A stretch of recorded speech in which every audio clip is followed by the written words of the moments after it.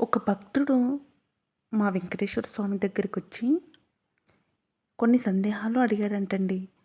అసలు భగవంతుని తలుచుకోగానే కొందరు సంశయాత్ములకు ఎన్నో సందేహాలు మనసును పట్టి పీడిస్తుంటాయి. అసలు భగవంతుడున్నాడా? లేదా? అనే సందేహం తరచుగా కలుగుతుంది. ఏమిటి సామి?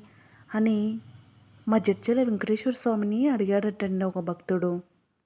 అప్పుడు మా జడ్చల వెంకటేశ్వర స్వామి కలడు కలడండు వాడు కలడో లేడు అని మొసలి నోట చిక్కిన గజేంద్రుడు సందేహించాడు. మళ్ళీ అంతలోనే భగవంతుడు ఉనికిని సందేహించడం ఎందుకు? ఆయన అందరికీ అండగా ఉంటాడని శరణ వేడాడు. చివరికి నేను మొసలిని సంహరించి గజరాజుని కాపాడాను. మళ్ళీ భగవంతుడు ఉన్నాడా లేదా అని ఈ భక్తులకు ఎప్పుడు సందేహాలు వస్తూ ఉంటాయి నాయన అని కష్టాలను అనుభవిస్తున్నవారు భగవంతుడే ఉంటే ఆదుకోడేమని నిరాశలో కుంగిపోతున్నారు. మనసు అటు ఇటు ఊగిసలాడుతూ ఉంటుంది. కర్మఫలాన్ని అనుభవించేదాకా భగవంతుడు కరుణించడని అర్థం చేసుకోరు ఈ జనాలు. కష్టాలు తొలగిపోయేటప్పుడు భగవంతుడున్నాడన్న నమ్మకం కలుగుతుంది. ఏమిటో ఇక ఏం చెప్పాలి నాయన నీకు? భగవంతుడున్నాడన్న నమ్మకం కలిగాక ఎక్కడున్నాడన్న సందేహం మళ్ళీ పుడుతుంది.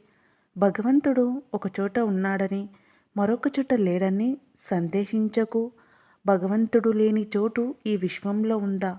సముద్రంలో ఉన్నాడు, ఆకాశంలో ఉన్నాడు, సూర్యుడిలో చంద్రుడిలో ఉన్నాడు, వ్యక్తులలో ఉన్నాడు. సరేశ్వరుడు అంతటా నిండి ఉన్నాడు.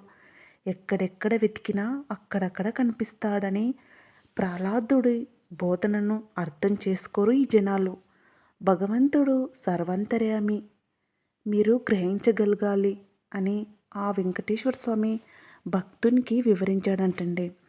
భగవంతుడంటే ఆయన రూపం ఎలా ఉంటుందో తెలుసుకోవాలనిపిస్తే భౌతికీత దారి చూపిస్తుంది కదా. మహాభారత యుద్ధం ప్రారంభించబోతున్న సమయంలో అర్జునుడి మనోక్లేశాన్ని తొలగించేందుకు భగవంతుడు అతడికి దివ్య దృష్టిని ప్రసాదించి తన పరమ దివ్య స్వరూపాన్ని చూపాడు. అర్జునుడు చూసిన ఆ వీరటు రూపంలో ముఖాలు అనంతాలు, నేత్రాలు అసంఖ్యాలు. ఆ రూపం దివ్యాభరణ శోభితం. భగవంతుడు అనేక దివ్యస్త్రాలు ధరించాడు. ఆ దివ్య శరీరం నుంచి దివ్య చందన పరిమళాలు దశ దిశలా గుబాలిస్తున్నాయి. ఆ రూపం సర్వేక్షరకారం, అనంతం. ఆకాశంలోని వేల కొలది సూర్యులు ఒక్కసారి ఉదయిస్తే వచ్చే కాంతిపుంజలో ఆ వీరట్ రూప తేజస్సుకు సాటిరావు. అద్భుతమైన ఆ విశ్వరూపాన్ని దర్శించే అర్జునుడు ఆశ్చర్యచకితుడై భక్తి శ్రద్ధలతో నాష్టాంగ ప్రమాణం చేశాడని మనకు భగవద్గీత వివరిస్తుంది. సామాన్య నేత్రాలతో చూడలేని ఆ విశ్వరూపాన్ని మనసులోనే ప్రతిష్ఠించుకోగల భక్తులు తమ మనోనేత్రాలతో భగవంతుని దర్శించుకోగలుగుతారు. మరి భగవంతుడు అనుగ్రహం సంపాదించడానికి మార్గమేమిటన్న ప్రశ్న ఉదయిస్తుంది. భక్తి ఒక్కటే ఆ స్వామిని పొందే సాధనం. ఆ భగవానుడు భక్తికి చిక్కినట్లుగా మరి దేనికి చిక్కడు.